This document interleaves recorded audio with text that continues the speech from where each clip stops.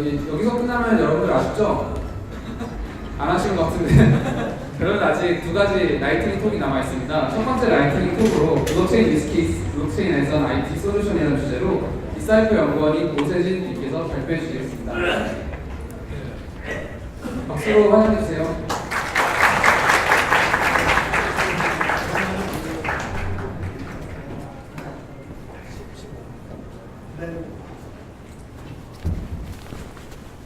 네, 안녕하세요. 저는 오늘 블록체인 유스케이스에 대한 발표를 맡은 디사이플의 오세진입니다. 저희 목차를 잠깐 소개를 해드리자면 저희 팀이 어떤 연구를 하게 되는지의 배경과 주제를 소개해드리고 어떤 연구 결과를 얻었는지에 대해 그 결과를 공유하는 시간을 가진 다음에 저희 팀이 어떤 연구를 더 앞으로 해나갈지에 대한 계획을 말씀드리면서 발표를 마무리하도록 하겠습니다. 먼저 제가 지난 몇 개월 동안 디사이퍼에서 블록체인을 되게 열심히 공부를 했어요. 그러다 보니까 한 가지 의문점이 생겼는데 그게 뭐냐면 이 블록체인 기술에서 어디에 쓸 수 있을까? 였는데요. 사실 저를 포함해서 많은 분들이 이 블록체인 공부를 하실 때 뭔가 블록체인의 기술적인 측면에 초점을 맞춰서 공부를 하고 있지 않나라는 생각을 했어요. 물론 이 블록체인 기술이 굉장히 초기 단계에 있기 때문에 이 기술적인 측면을 공부하는 게 당연히 굉장히 중요하겠지만 그것만큼이나 그래서 우리가 이 공부하고 있는 기술을 어디에 쓸 수 있는지에 대한 충분한 연구가 이루어져야 할 것 같은데 그 고민이 너무 부족하지는 않나? 라는 생각을 하게 됐고요. 그래서 저희 팀은 이 블록체인 기술이 어떤 분야에 적용될 수 있을지에 대한 유스케이스를 발굴하고 제시하기 위해 고민을 해본 팀입니다. 그런데 이렇게 블록체인의 활용 방안을 알기 위해서는, 찾아보기 위해서는 블록체인 기술을 제대로 이해하는 게 당연히 중요하겠죠. 그래서 저희는 먼저 블록체인의 특성을 좀 뽑아봤는데요. 두 가지로 비가역성과 투명성 이렇게 두 가지가 있다고 생각을 했어요. 먼저 블록체인의 비가역성 같은 경우에는 한 번 데이터가 블록체인에 기록된 이후에는 이를 되돌릴 수 없고 수정할 수 없다는 측면에서 비가역적인 거고요. 투명성 측면에서는 사용자가 자신의 데이터가 블록체인에 제대로 기록이 되고 있는지 또는 수정되진 않았는지 여부를 확인할 수 있다는 점에서 투명하다고 할 수 있겠죠. 그런데 이 블록체인에도 명확한 한계가 존재를 했습니다. 바로 TPS 문제인데요. 현재 대부분의 블록체인은 시간당 처리할 수 있는 트랜잭션 수의 한계가 명확히 존재하기 때문에 이 블록에 담기까지의 시간 지연도 발생하고요. 이 블록에 담긴 이후에 확정되기까지 그 파이널라이제이션 하는 타임이 소요되기 때문에 늦은 반응 속도를 갖고 있습니다. 그래서 저희 팀은 이제 연구를 하다 보니 이런 블록체인의 세 가지 특징에 기인해서 블록체인이 어떤 환경에 적용됐을 때 유스케이스를 발굴할 수 있을까에 대해서 연구를 해봤고요. 저희 팀은 그 결론을 우리는 블록체인 기술을 IoT 데이터 환경에 적용시켜 볼 수 있겠다라고 생각을 했습니다. 저희 팀이 왜 IoT 데이터 환경에 블록체인 기술을 적용하면 좋겠다라고 생각했는지 궁금하시죠? 먼저 IoT 환경을 짧게 설명을 드리자면 무선 통신을 통해 각종 사물을 연결하는 기술입니다. 한 통계 연구 자료에 따르면 2009년에는 이 IoT로 연결됐던 디바이스 수가 9억 개 정도밖에 안 됐는데요. 2020년에는 200억 개를 돌파한다고 하고 있어요. 그러니까 정말 이 IoT에 대한 수요가 급증하고 있다는 것도 알 수 있지만 이 말은 즉 IoT에서 발생하는 센서 데이터의 양이 굉장히 방대해질 것이라는 말이고요. 그렇게 되면 이렇게 모여진 많은 데이터들의 데이터 보안은 어떻게 관리할 수 있지? 라는 문제 제기를 하게 됩니다. 그래서 저희는 IoT에 대한 수요가 증가하면서 IoT 데이터에서 발생하는 양이 증가할 건데 이거에 따른 데이터 보안 중요성은 어떻게 해결할 수 있지? 라고 생각을 했습니다. 그러면 현재 IoT 환경에서 발생하고 있는 데이터 보안 문제는 어떤 것들이 있을까요? 이렇게 세 가지 정도로 정리를 해볼 수 있을 것 같은데요. 첫 번째로는 이제 외부 침입에 의한 데이터 유실로 인해 발생하는 데이터 보안 문제가 있고요. 두 번째로는 기기 자체의 위변조가 발생하는 것, 그리고 마지막으로는 기록된 데이터의 위변조 문제가 발생할 수 있다는 것입니다. 저희는 이렇게 현재 IoT 환경에서 발생할 수 있는 데이터 보안 문제 세 가지 중에서 마지막에 저희가 작성한 기록된 데이터의 위변조 문제를 블록체인으로 해결할 수 있겠다라고 생각을 했습니다. 그럼 저희가 어떤 식으로 이 문제를 해결했는지를 소개해드리기 전에 이 기록된 데이터의 위변조 문제가 IoT 환경에서 왜 발생하는지를 먼저 같이 살펴보도록 할 텐데요. 먼저 IoT 환경에서 기인하는 문제점이기도 합니다. 제가 방금 말씀드렸듯이 IoT 센서 데이터의 양적 증가로 굉장히 폭발적으로 데이터의 양이 증가하게 될 건데요.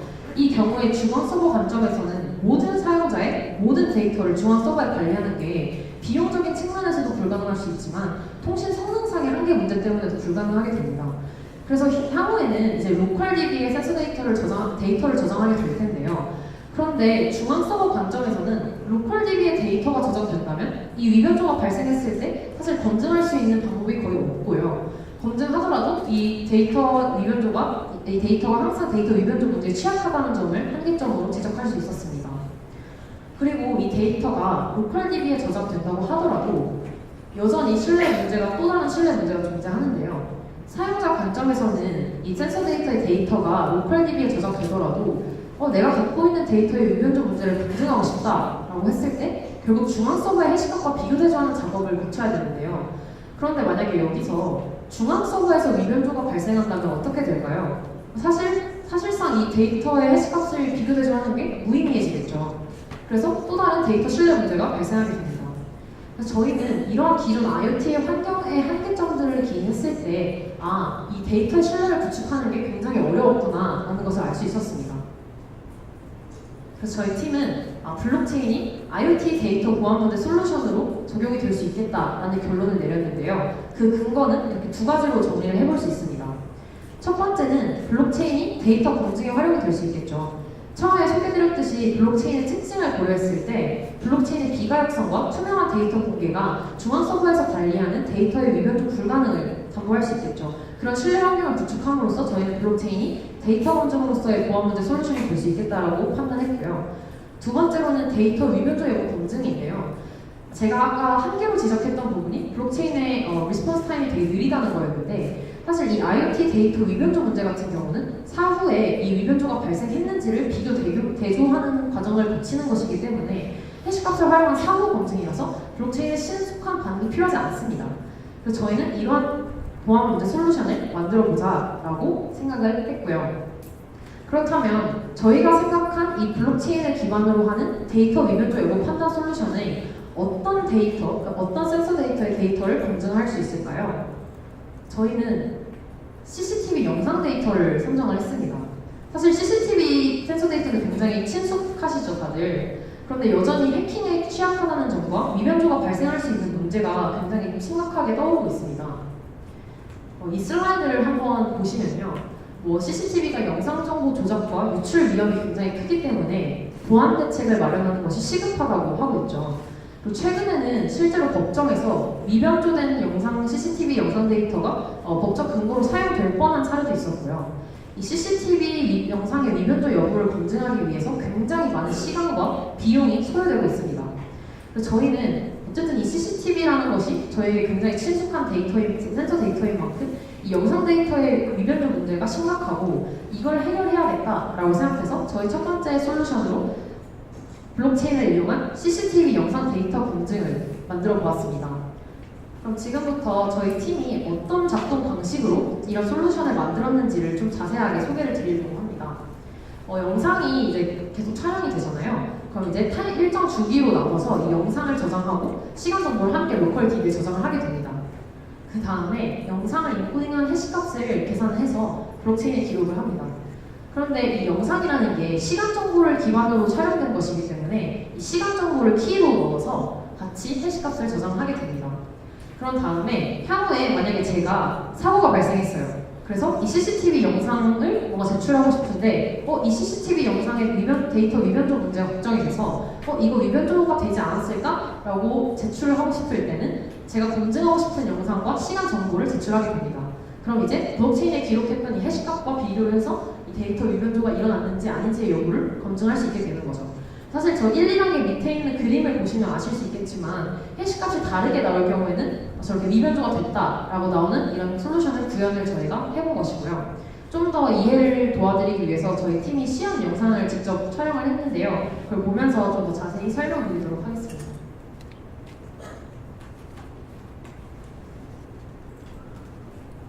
네, 저 왼쪽에서 같은 경우는 이제 영상이 계속 저장이 되고 이 영상에서 해시값을 계산하고 있는 것이 출력되고 있는 화면이고요. 이제 여기 같은 경우는 저희가 사용자의 컴퓨터를 지금은 이제 로컬 DB라고 설정했기 때문에 영상이 주기적으로 여기에 저장되고 있다는 것을 확인을 하실 수 있습니다.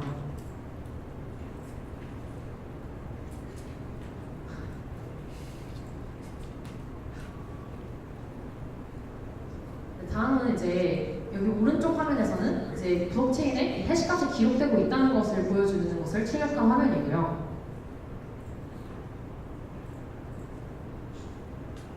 다음은 저희가 어떤 식으로 정말 이게 메커니즘이 작동하는지를 보여드리려고 하는데요. 왼쪽과 오른쪽에 같은 영상이 들어갔기 때문에 같은 해시값이 나왔고요. 이제 블록체인에서 이 영상은 미변조가 일어나지 않은 영상이다라는 것을 검증을 해줬습니다. 그런데 만약에 왼쪽과 오른쪽에 다른 영상을 한번 넣어보겠습니다. 지금 왼쪽과 오른쪽의 영상이 다른 걸 보실 수 있죠. 그렇기 때문에 이 해시값이 다르게 나왔고요. 그리고 블록체인이 이 영상은 미변조된 것이다, 해시값이 다르다라는 것을 판정을 해준 케이스입니다. 그래서 저희는 사실 오늘 보여드렸던 거는 이제 블록체인을 이용한 CCTV의 데이터 미변조 검증할 수 있는 플랫폼 솔루션을 말씀을 드렸었는데요.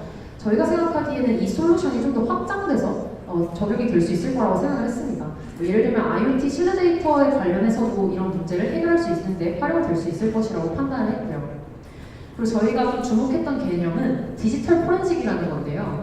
이게 디지털 데이터를 법적 근거로 활용하는 수사 기법 중에 하나입니다. 그 말은 뭐냐면 이 CCTV 영상 데이터가 법정에서도 활용될 수 있다는 건데 이 영상 데이터의 신뢰성을 확보하지 못한다면 어떻게 될까요? 왜냐하면 최근에 이제 이 영상 데이터를 미변조하는 기술이 정말 빠르게 발전하고 있기 때문에 실제로 굉장히 심각한 문제로 이제 발전할 수 있어서 저희는 이런 플랫폼이 추후에 사회적으로도 이제 법적인 문제를 해결할 수 있지 않을까, 그리고 이런 법적 근거를 뒷받침하는 데 도움이 되지 않을까라고 생각을 합니다. 그런데 저희 팀이 CCTV 영상 데이터의 미변조 여부만 검증한 팀은 아니고요. 향후 계획을 좀 말씀드리려고 합니다. 이거는 자율주행차에서 주행할 때 나오는 데이터를 검증하는 플랫폼을 연구하고 있는 것에 대한 설명을 좀 짧게 말씀을 드렸는데요. 이 시나리오를 설정을 하고 연구를 한 건데 자율주행차 상용화 초기 단계에는 어떤 문제점이 발생할 수 있냐면요. 운전자가 나는 오늘은 수동 모드로 운전을 해야지 라거나 오늘은 자율주행 모드로 운전해야지 라고 선택적으로 운전을 할 수 있는 방법이 있는데요. 이 경우에 오늘 사회를 봐주신 영택님이 수동 모드로 운전을 하고 계셨어요. 자율주행차 상용화 초기 단계에. 그런데 사고가 납니다. 수동 모드로 운전하다가 사고가 났어요. 근데 나 요즘 돈이 너무 없어서 뭔가 이 자율주행차 만든 회사한테 보상금을 받고 싶다 해서 사실은 수동 모드로 내 과실이지만 영택님의 과실이지만 자율주행 모드로 운전하다가 사고가 난 것처럼 센서 데이터를 미변조했습니다. 그 경우에 저는 자율주행차 회사 입장에서 굉장히 억울하죠. 그런데 여기서 심각한 문제가 발생하는 것은 이거를 상황이 바뀌어도 이런 센서 데이터를 미변조할 요인이 존재한다는 건데요. 그 말은 뭐냐면 영택님이 실제로 자율주행 모드로 운전하다가 사고가 났어요. 근데 제가 자율주행차 회사에서 아니다, 저 운전자는 그냥 수동 모드로 운전하다가 사고가 난 거니까 나는 책임이 없다 라고 책임을 회피할 수 있겠죠. 이런 사고 시나리오가 실제로 저희는 굉장히 많이 발생할 수 있다고 생각을 하고요. 이런 문제를 해결하지 못하면 자율주행차 상용화 초기 단계에 정말 심각한 법적 다툼이 있을 수 있겠다라고 생각을 했고요. 그래서 저희는 자율주행차 주행 관련 데이터 신뢰를 확보하기 위한 솔루션을 개발 연구 진행 중에 있습니다. 하지만 저희가 오늘 소개드렸던 이 블록체인을 이용한 IoT 데이터 신뢰 확보할 수 있는 이 솔루션이 완벽 통치하는 아닙니다. 왜냐하면 예를 들어서 애초에 센서 자체가 조작된 것을 블록체인만으로는 해결하기가 한계점이 명확하게 존재하기 때문입니다. 물론 이런 점을 보완할 수 있는 메커니즘도 저희가 같이 고려를 해서 연구하고 있습니다. 사실 오늘 사회 초반에 말씀을 드렸겠지만 여러분들은 이 블록체인 기술이 정말 새로운 패러다임을 제시할 수 있다라고 생각하시나요? 사실 그럴 수도 있고 아닐 수도 있지만 저희가 생각하기에는 이 블록체인이 잠재적인 활용 가능성과 한계점들을 좀 면밀히 살펴봐서 어떤 분야에서 더 다양하게 활용할 수 있는지에 대한 연구가 굉장히 앞으로 더 중요해질 거라고 생각을 했습니다. 그래서 이제 블록체인 생태계 내에 있는 많은 이제 이해 관계자 여러분들이 좀 유기적으로 협력을 해서 어떤 분야에서 유스 케이스가 나올 수 있을까를 같이 고민해보면 더 좋겠다라고 생각을 했고요. 저희 지금 디사이퍼에서 IoT 플랫폼을 연구하고 있는 팀인데요. 오늘 저희가 소개드렸던 솔루션이나 저희의 IoT의 연구이라는 영역에 블록체인을 활용하고 싶다라는 것은 어떻게 보면 굉장히 작은 연구의 실마리 정도를 제공해 드리는 것 같아요. 그래서 앞으로 더 건강한 블록체인 생태계를 구축해 나가기 위해서 많은 분들과 더 많이 고민해보고 같이 협력할 수 있는 방안을 모색했으면 좋겠습니다. 네, 오늘 발표 들어주셔서 감사합니다.